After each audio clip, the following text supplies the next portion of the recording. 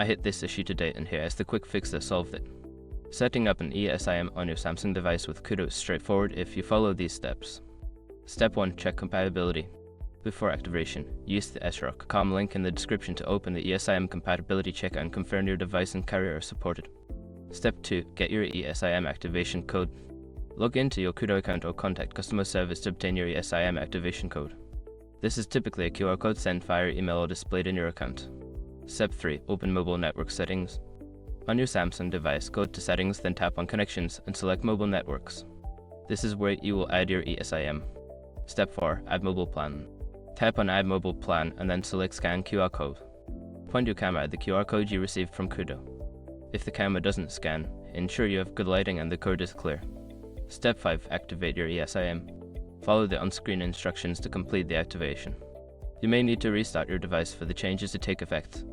Once you've completed these steps, your eSIM should be set up and ready to use. If you encounter any issues, don't hesitate to reach out to Koodo customer support for assistance. Happy connecting!